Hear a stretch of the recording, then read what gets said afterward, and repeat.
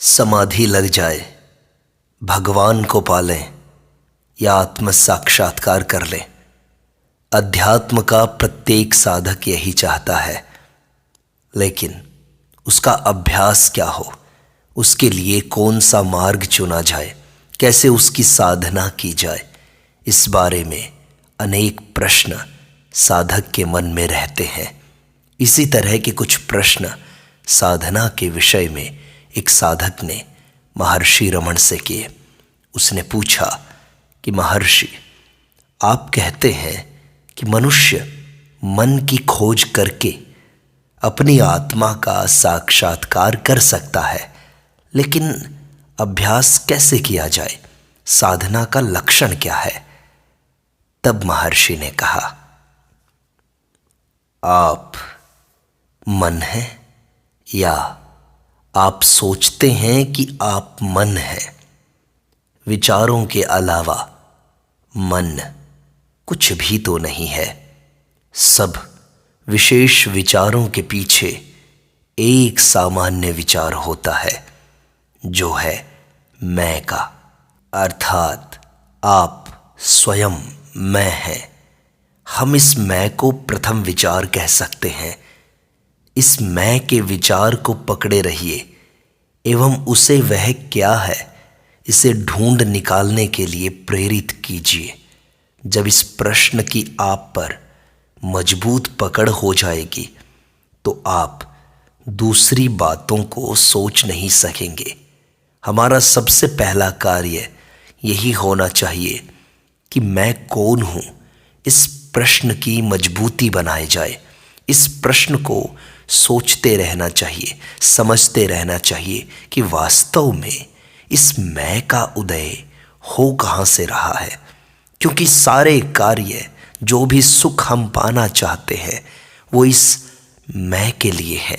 लेकिन वास्तव में ये मैं है कौन? यदि इसको हम जान जाएंगे तो हमारे सारे संशय, सारी वासनाएं मिट जाएंगी। सबसे पहले मैं कौन हूँ, इसको जानने का अभ्यास करें। महर्षि, जब मैं ऐसा करता हूँ और स्वयं अपने आप को अर्थात अहम विचार को पकड़े रहता हूँ, तो दूसरे विचार आते जाते रहते हैं। फिर भी मैं अपने मन को मजबूत करके पूछता हूँ कि मैं कौन हूँ, मेरा उद्गम, मैं प्रकट कहाँ से हुआ, लेकिन उत्तर तो कोई नहीं मिलता। क्या इस स्थिति में रहना आत्मा का अनुसंधान करना है? क्या यही साधना है? क्या करें?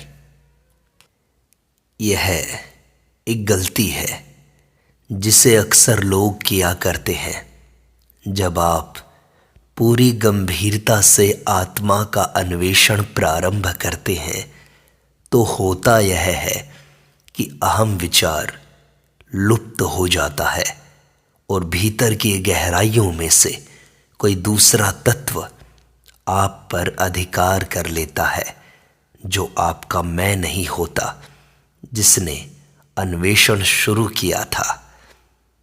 तो महर्षि, वो दूसरा तत्व क्या है? वह अहम का सच्चा अर्थ या आत्मा है, अहंकार नहीं है। वह स्वयं परम सत्ता है।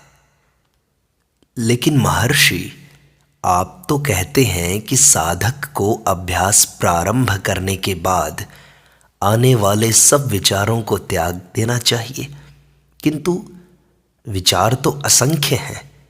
एक विचार का त्याग करने पर दूसरा आता है और इनका कोई अंत दिखाई नहीं देता।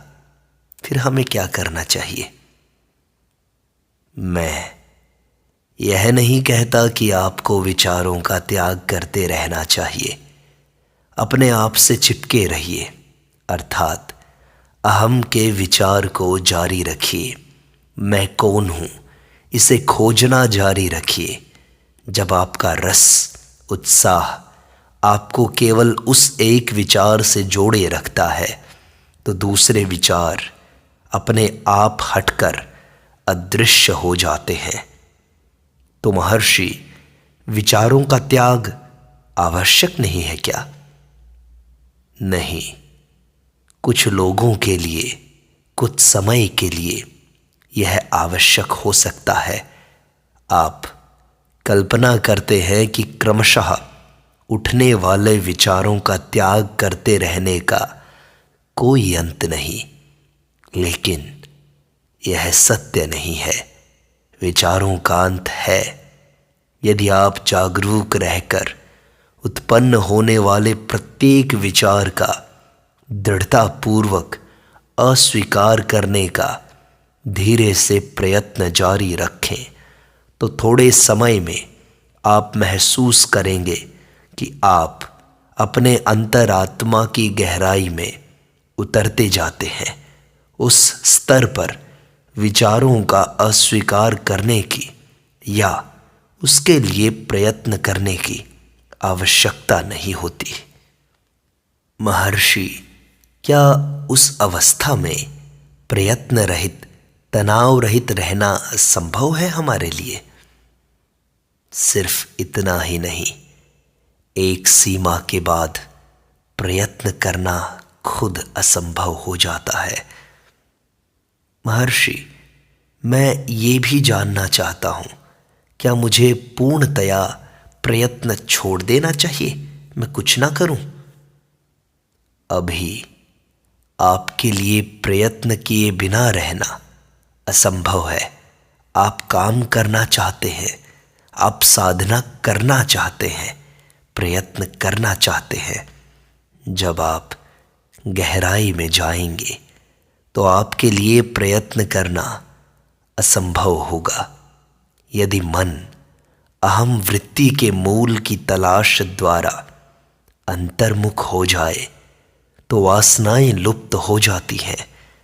आत्मा का प्रकाश वासनाओं पर पड़ता है तो वह प्रतिबिंब उत्पन्न होता है जिसे हम मन कहते हैं, और इस प्रकार वासनाएं लुप्त हो जाती हैं तो हृदय रूप एक सत्य के प्रकाश में लीन होकर मन अदृश्य हो जाता है।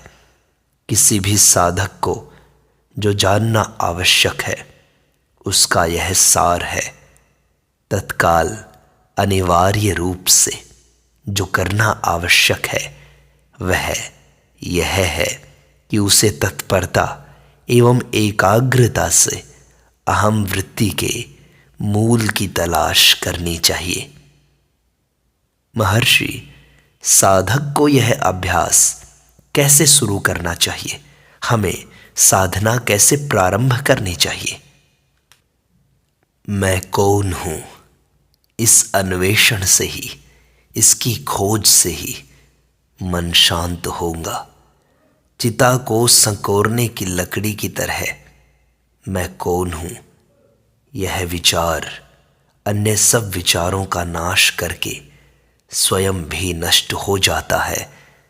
यदि दूसरे विचार प्रकट हों तो साधक को उनको पूरा किए बिना वे किसे उत्पन्न हुए इसकी तलाश करनी चाहिए।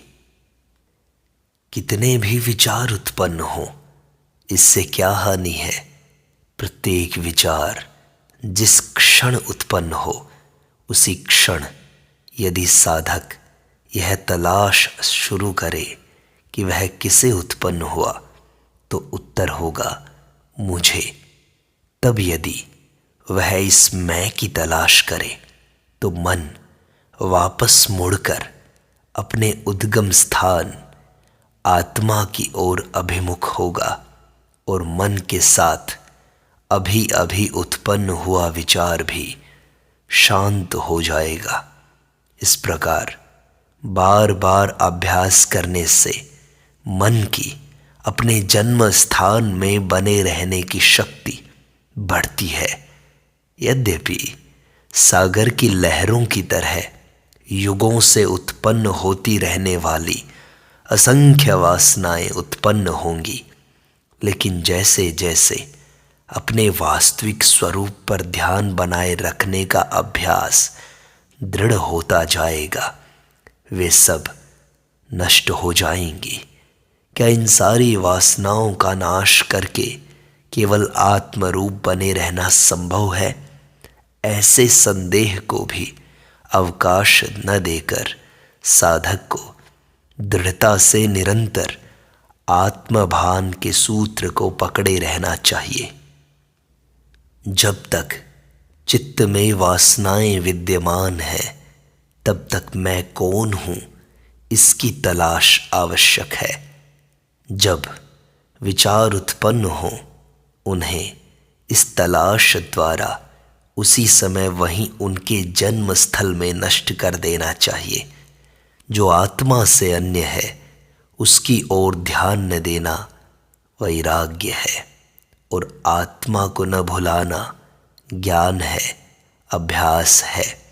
वस्तुतः ये दोनों एक हैं। जैसे कोई गोताखोर अपनी कमर पर पत्थर बांधकर सागर में गोता लगाकर उसके तल में रहे मोती पाता है, ऐसे ही प्रत्येक मनुष्य वैराग्यपूर्वक अपनी भीतर की गहराई में डूबकर आत्मा को प्राप्त कर सकता है।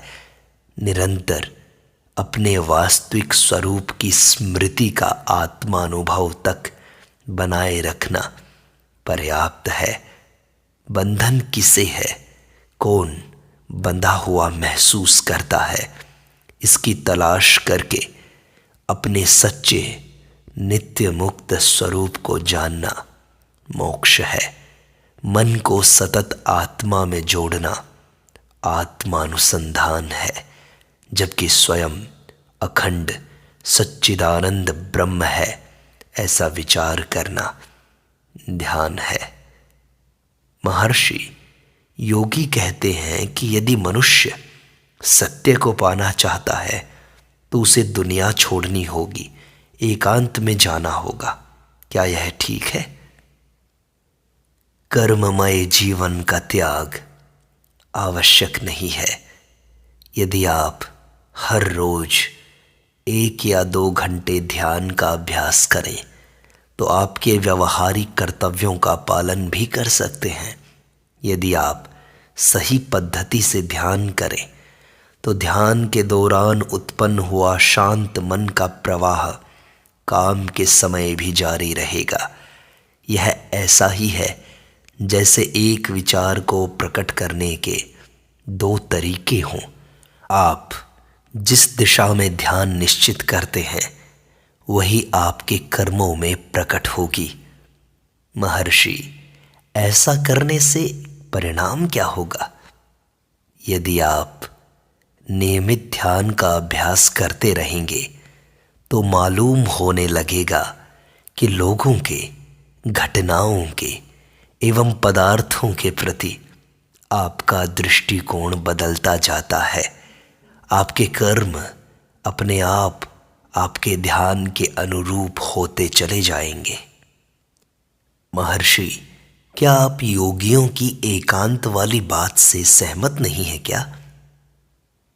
मनुष्य को जगत से बांधने वाली वैयक्तिक स्वार्थपरता छोड़नी चाहिए। स्वार्थ छोड़ना चाहिए, अहम को छोड़ना चाहिए। गलत अहम का त्याग सच्चा संन्यास है, सच्चा योग है। तो महर्षि, जगत में व्यावहारिक जीवन जीने वाला निस्वार्थ कैसे हो सकता है? ज्ञान और कर्म में कोई विरोध नहीं है। जब आप यह ज्ञान प्राप्त कर लेंगे कि मैं कौन हूं, तो आपके कर्म भी निस्वार्थ हो जाएंगे। महर्षि, आपका मतलब है कि अपने व्यवसाय में पहले की तरह कार्य करता हुआ मनुष्य ज्ञान प्राप्त कर सकता है, मोक्ष प्राप्त कर सकता है? क्यों नहीं, लेकिन तब वह ऐसा नहीं सोचेगा कि उसका पुराना व्यक्तित्व कार्य कर रहा है। उसकी चेतना क्रमशः बदलती जाएगी और अंत में अहम से परे रहे हुए तत्व में केंद्रित हो जाएगी। महर्षि, मनुष्य काम में लगा रहेगा तो ध्यान के लिए समय कम बचता है। केवल नए साधक के लिए ध्यान के लिए अलग से समय निकालना पड़ता है। जो आगे बढ़ रहा होता है वह काम करता हो या ना करता हो, गहराई में मुक्ति का आनंद अनुभव करने लगता है। उसके हाथ समाज व्यवहार के कार्यों में व्यस्त होते हैं, तब उसका मस्तक एकांत की शीतलता का अनुभव करता है। महर्षि, तो आप योग मार्ग का उपदेश नहीं करते? योगी अपने मन को ध्येय के प्रति छड़ी से बैल को हाँक कर ले जाने वाले गोपाल की तरह ले जाता है। इस मार्ग में साधक हाथ में हरी घास रखकर बैल को ले जाने की तरह अनुरोध से काम लेता है। तो यह कैसे किया जाता है?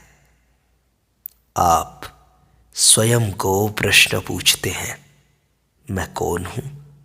यह अनुसंधान अंत में आपको अपने भीतर से, मन से परे, मन के पीछे रहे हुए तत्व की ओर ले जाता है। अन्वेषण द्वारा इस महाप्रश्न का समाधान पाइए और आपके सारे प्रश्नों का समाधान मिल जाएगा। पर महर्षि, मैं को ढूंढने पर वहां कुछ दिखाई तो नहीं देता। चूंकि आपको शरीर के साथ आत्मा को एक रूप मानने की आदत हो गई है। आप शरीर को एक मानते हैं, आप मन को अपना स्वरूप समझते हैं। आप कहते हैं कि वहां आपको कुछ नहीं दिखता। वहां क्या देखना चाहते हो? कौन देखने वाला है? वह कैसे देखता है? केवल एक चैतन्य है जो अहम विचार रूप में प्रकट होकर स्वयं को शरीर से एक रूप मानता है तथा नेत्रों के माध्यम से स्वयं का चारों ओर प्रक्षेपण करके वस्तुओं को देखता है। वह जागृत अवस्था में सीमित होने के कारण स्वयं से भिन्न कुछ देखना चाहता है। उसकी इंद्रियों का प्रमाण सच्चाई की मुद्रा मोहर है, लेकिन वह इस तथ्य का स्वीकार नहीं करेगा कि दृष्टा, दृश्य तथा दर्शन उसी एक अहम रूप से स्फुरित होने वाले चैतन्य की अभिव्यक्ति है। ध्यान से मनुष्य इस भ्रम से मुक्त हो जाता है कि आत्मा कोई दिखाई देने वाला पदार्थ है। सत्य यह है कि वहां दिखने वाली कोई वस्तु नहीं है। आप इस समय मैं का अनुभव किस तरह करते हैं? क्या आप अपने आप को जानने के लिए आपके समक्ष दर्पण रखते हैं? सभानता मैं है, उसका अनुभव कीजिए, वह सत्य है। महर्षि, विचारों के उद्गम स्थान की तलाश करने पर अहम की प्रतीति होती है, लेकिन उससे संतोष नहीं होता। बिल्कुल ठीक है। अहम की प्रतीति रूप के साथ संभवतः शरीर के साथ जुड़ी हुई है। शुद्ध आत्मा के साथ कुछ भी जुड़ा हुआ नहीं होना चाहिए। आत्मा असंयुक्त शुद्ध सत्य है, जिसके प्रकाश में अहंकार और शरीर प्रतीत होते हैं। सब विचारों के रुक जाने पर शुद्ध चेतना शेष रहती है। नींद से जगने पर तुरंत, अर्थात जगत के बारे में सभान होने से पहले, वह शुद्ध अहम अहम देखता है।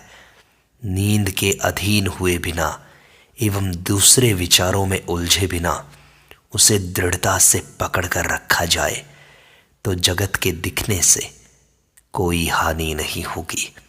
दृष्टा दृश्य पदार्थों से प्रभावित नहीं होता। अहंकार को सोचो तो क्या है, इसका अन्वेषण करो। शरीर अचेतन है, वह मैं नहीं कह सकता। आत्मा शुद्ध अद्वितीय सत्ता है, चेतना है। वह मैं नहीं कह सकता। कोई भी गहरी नींद में मैं नहीं कहता तो अहंकार है क्या? वह जड़ शरीर एवं आत्मा के बीच की कोई चीज है, उसका कोई निश्चित स्थान नहीं है। यदि गंभीरता पूर्वक उसकी तलाश की जाए तो प्रेत की तरह वह अदृश्य हो जाता है।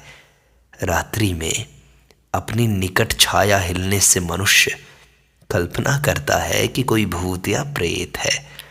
यदि वह निर्भय होकर ठीक से देखे तो उसे पता चलता है कि वास्तव में कोई भूत नहीं है, और जिसे वह प्रेत समझता था वह पेड़ या खंबा है।